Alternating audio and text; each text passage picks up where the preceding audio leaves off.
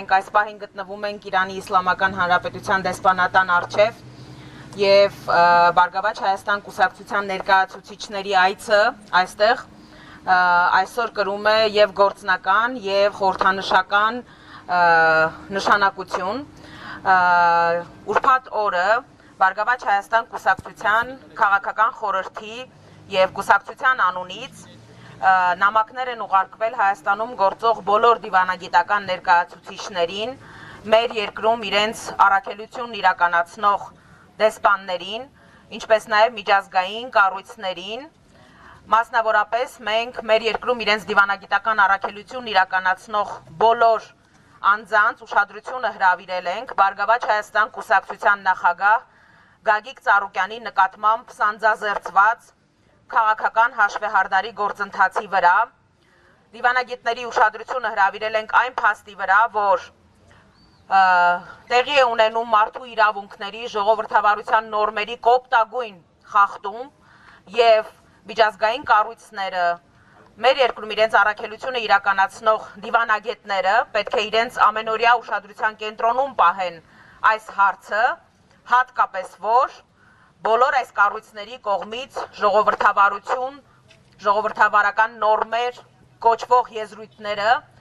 մշտական են օգտագործման համար։ Մենք ուզում ենք հավատալ, որ դրանք լոկ բառեր չեն, որ Հայաստանում գործող դիվանագետները իրենց արդար գնահատականն են տալու Գագիկ Ծառուկյանի նկատմամբ սանձազերծված այս գործընթացների հետ կապված։ Ինչու ենք մենք այսօր Իրանի Իսլամական Հանրապետության դեսպանատան առաջ, որովհետև ցանկություն կա նորին գերազանցություն պարոն դեսպանին, պարոն Շիրղոլամիին անձամբ փոխանցել Բարգավաճ Հայաստան կուսակցության նամակը, որտեղ նկարագրված է ամբողջ այն իրավական բեսպրեդելը, որը սանձազերծվել է Գագիկ Ծառուկյանի նկատմամբ։ Մեր համար անընդունելի է, որ Իրանի Իսլամական Հանրապետության երկու քաղաքացիների, վստահաբար կարող եմ ասել երկու խարդախների, երկու խաբեբաների պատճառով վտանգված են հայ-իրանական դարավոր բարեկամական հարաբերությունները։ Ինչպես գիտեք, Գագիկ Ծառուկյանը մշտապես հանդես է եկել հայ-իրանական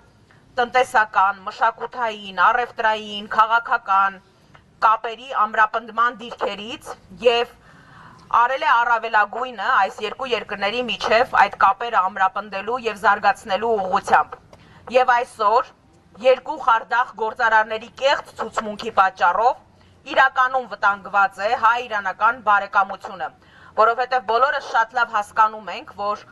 սա բացարձակ անհիմն, սուտ եւ հորինված մեղադրանք է, որի հիման վրա կալանավորվել է Գագիկ Ծառուկյանը, բայց ցավոք այդ մեղադրանքի հեղինակները Իրանի Իսլամական Հանրապետության քաղաքացիներ են եւ այն մարդիկ, ովքեր իջեցրել են այս պատվերը կոնկրետ Իրանի Իսլամական Հանրապետության քաղաքացիներին օգտագործելով Գագիկ Ծառուկյանի նկատմամբ քրեական գործ հարուցել եւ այնուհետ նրան կալանավորել, որովհետեւ վստահաբար սա նաեւ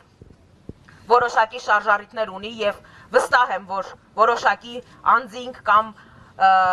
երևույթներ են կանգնած այս ամեն ինչի հետևում, նրանք նաեւ հստակ նպատակ են ունեցել վատթարացնել հայ-իրանական հարաբերությունները, սեպ խրել է դարավոր բարեկամության մեջ, ինչպես նաեւ Հայաստանում գեներացնել հակա-իրանական տրամադրություններ։